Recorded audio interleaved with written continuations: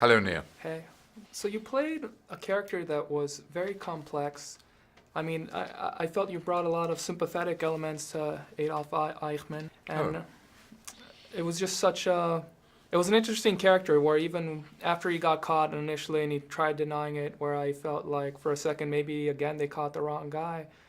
I'm really interested to hear, your researched and general inspirations to play this kind of, completely new perspective on what many people just envision as just, evil and architect and all that kind of stuff. I think that the actual trial showed us how he was perceived from the point of view of his victims.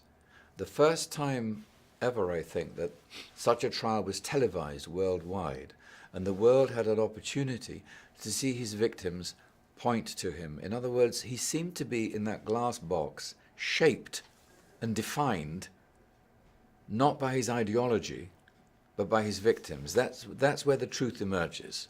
And I spent time, as you probably know, with Simon Wiesenthal when I portrayed him in Murderers Amongst Us, the HBO series, and he was the great Nazi hunter who in fact discovered that Eichmann was in Buenos Aires, and I have already played that man, which is very interesting.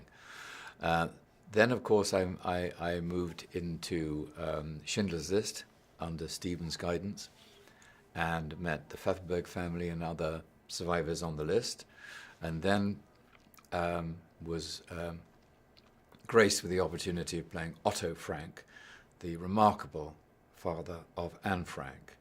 And I was, like in the film footage of the trial, you see the enormous grief unleashed from the witness's perspective. I, from all the wonderful people that I've mentioned, including Miep Gies, who hid Anne Frank in the attic with her family, was at the receiving end in them of a tidal wave of grief, accompanied by an extraordinary dignity. And it is that wave of grief that defines what these people did to people. So my perception of the role was not defined by his ideology, and my preparation for the role was, thank goodness, defined by my acquaintance and my friendship with his victims. So I was very privileged to look at him from the perspective of his victims. The scene in which you wipe off ink and it's kind of almost like a flashback. I was wondering, because I was wondering when I was watching the movie, was that supposed to actually happen, or was that you just trying to kind of hone in on, Peter and try to say, oh, this is what you think I did?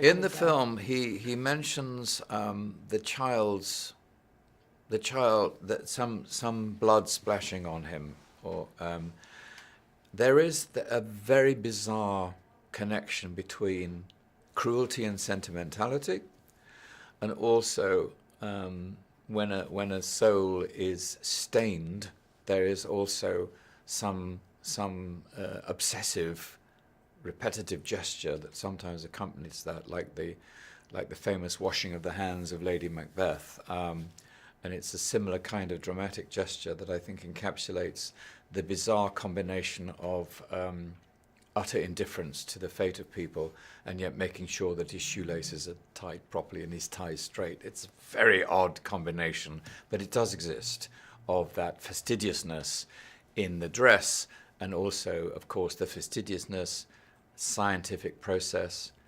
mechanical process, military process of the fastidiousness with lists and film footage and photographs of destroying as many of Europe's Jews as they possibly could. It's very hard for us to understand, but it is an extraordinary combination. Thank you very much. Thank you. Thank you.